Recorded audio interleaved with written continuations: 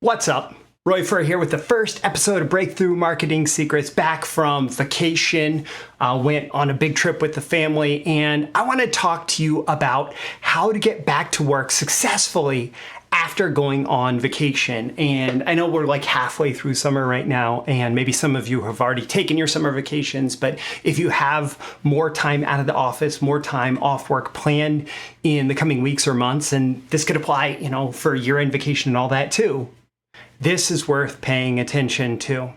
So with that, I'm back. Now, I didn't really say before I left where I was going or anything like that, but I've been gone for a couple weeks. It was a family trip. We went to Spain. My wife's family is from northern Spain, part of our family, and we did like a huge family reunion there. Then we went to Barcelona, then we went to Rome, and like a huge adventure with the kids, with the family through Europe. Went to see some amazing things. It's pretty cool in Rome, especially, where you can be standing on a spot where thousands of years ago, like the emperors of Rome walked. And like we went to the spot where Julius Caesar got assassinated. We went like all of these incredible places, went to the Colosseum, went to the Vatican. We went to it was crazy because like you would look up at a bridge, and that bridge was designed by Michelangelo. The stairs there, like just walking upstairs in the Capitoline Hill museums, the stairs are designed by Michelangelo. Like just incredible, amazing stuff. And I don't want to spend this whole time regaling you with the adventures, but whenever you have an opportunity like that to like explore history, to see history, the parts of it that still exist, whether we're talking, decades back or thousands of years back, millennia back, like it's an incredible thing to do, to go and to learn what happened in this place at that time. So anyways, I'm back. And for today's episode, because, I always like to drop a little value, even if it's just like, hey, I'm back, right? I wanted to talk to you about vacation. So there's wonderful and terrible truths about going on vacation. So the wonderful truths about vacation is that as humans, we need breaks. We need time away so that our time back is going to be more productive, more creative, more energized, more powerful. And importantly, life is about experiences. It's not just about work, and work is important. And how we do work can be part of our experience of life, and it can be part of the value that we get out of life. In fact, a lot of what gives our life meaning and purpose is in the work that we do. And at the same time, being away from work and having these other experiences is incredibly powerful. And for the kids especially, but for me too, these family memories, like they last a lifetime. They last a lifetime. To be able to go see like the original Colossus statue of Emperor Constantine, the face of Constantine as he would have seen it made in his lifetime, right? To go see, there's a very famous statue of Marcus Aurelius on horseback. To go and see that in the Capitoline museums. There's one outside that's a replacement for the one that they've moved inside because it's metal and they wanted to protect it from weather. To go see statues of the founding myth of Rome, like in Rome. These things, just incredible. To go see, we saw Sagrada Familia, which is a cathedral in Barcelona that's been under construction for 100 years. And it's nearing completion. And that was just amazing. A cathedral unlike any other in the world. So those are the wonderful truths about vacation, being able to go see those things. But there are some terrible truths about vacation too. And one of those is what we often get back to, which is vacation brain syndrome. So our head, if we do vacation right, our head can kind of check out from work. If you spend more than about 3 or 4 days really choosing to be away from work, your head can kind of check out. And so you need to be intentional about bringing it back, right? But this vacation brain syndrome, I've had it in the past last for weeks after getting back, where I'm just not able to get back, right? And it can be hard to get back to work if you're not prepared. So I want to talk about that. The biggest hack, the biggest hack for getting back to work strong after vacation is in the preparation that you do before you go. Better prep equals a better return, right?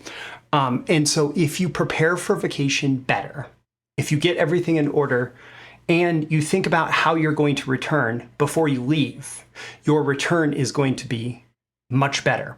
I've had good returns in the past. I've had bad returns. This has been my best return yet, at least from my initial experience. I'm really just back to work for about a day or so, but it's been a very strong return back into the thick of things in work. And so I want to share with you how to prep for vacation to come back strong. One of the major things that I did was I got my inbox down to inbox 0. Now, it's not that I didn't have any, and this is my email inbox. It's not that I didn't have any emails to reply to or that would have future action required, but in preparing for the vacation, I archived all the marketing emails that I hadn't archived yet. I got rid of everything that I wasn't going to take action on, things that I thought I might read that I hadn't made time for yet. I archived all of those, so they're still there. I could go back to them, right? But they got out of my inbox. Things that I knew that I wasn't able to take action on until after I got back.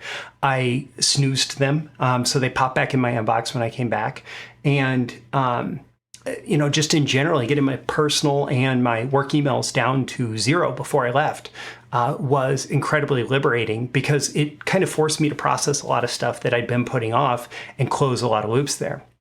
The other thing is I got a tip for this from a FocusMate partner, the online co-working app or website that I use.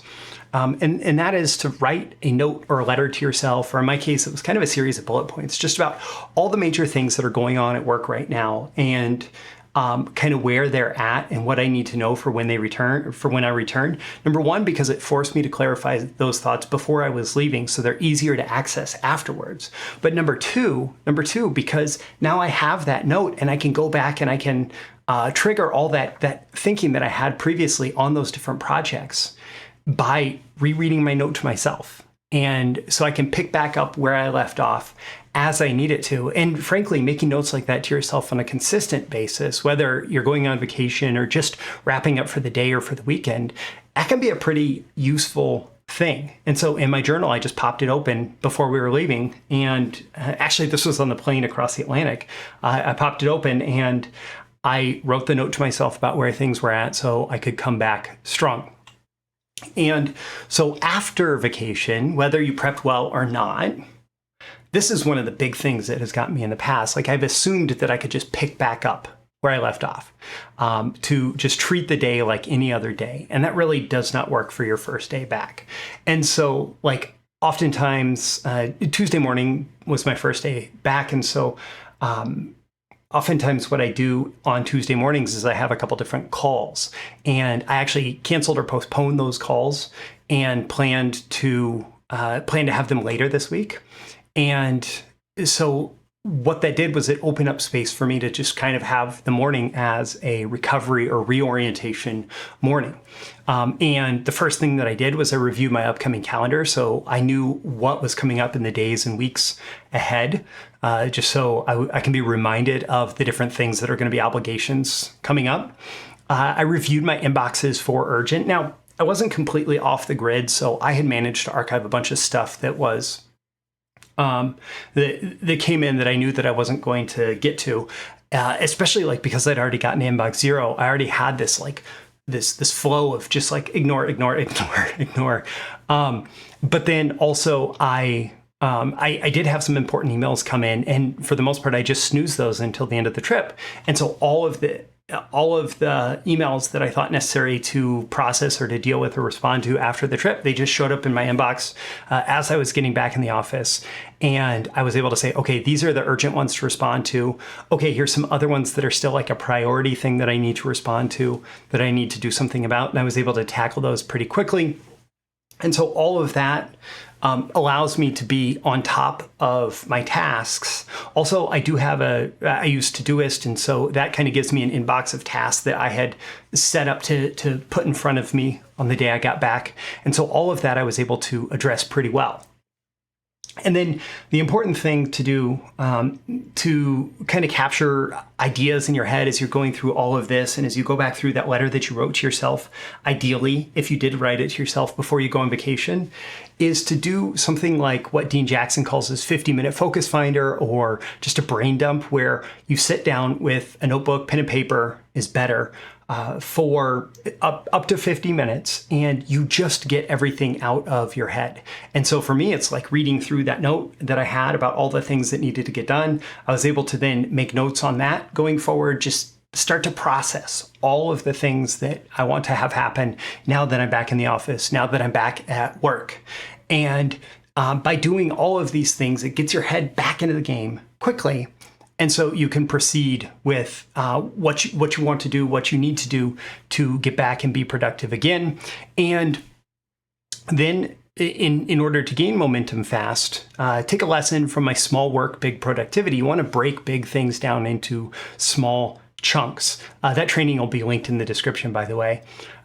So you break your big work down into small chunks and just knock out some little stuff really quickly, because oftentimes when you're back in the office, your brain's kind of not going at full steam yet. And if you're able to knock out the little stuff right away, what it's going to do is it's going to give you that momentum. It's going to get your brain going again, and it's going to get you thinking about work. It's going to make progress on important things. So for me, like a couple client inquiries came in. I was able to respond to those quickly. I was able to deal with some stuff related to being a landlord for my other business that I have with my wife there. Like, just lots of little stuff that I was able to tackle to just gain that momentum.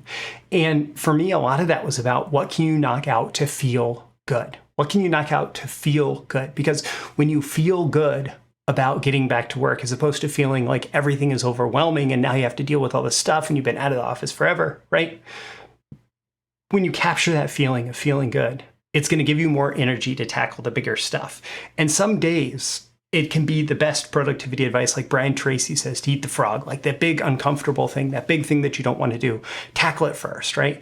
But when you're just looking to get your brain going again, maybe the most important thing to do is knock out the little stuff as quick as possible.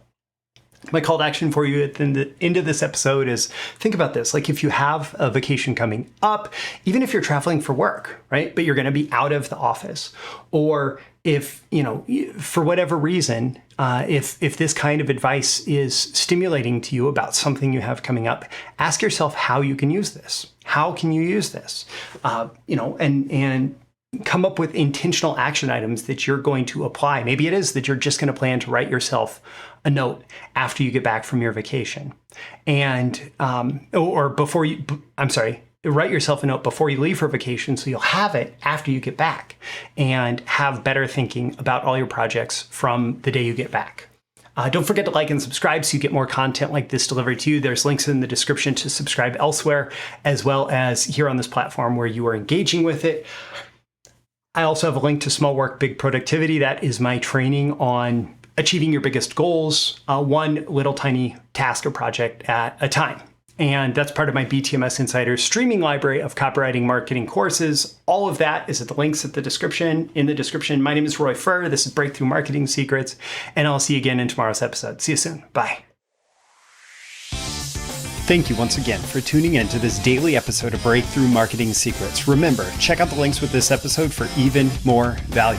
Now make sure you like, comment, share, subscribe, and engage in every way you can to keep this show going and growing and delivering daily value to you. I'll catch you soon for your next big breakthrough.